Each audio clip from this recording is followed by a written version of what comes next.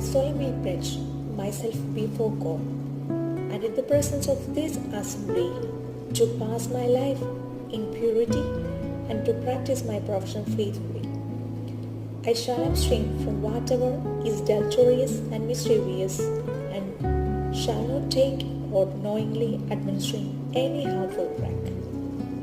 I shall do all in my power to maintain and elevate the standard of my profession and will hold in confidence all personal matters committed to my keeping and all family affairs coming to my knowledge in the practice of my calling.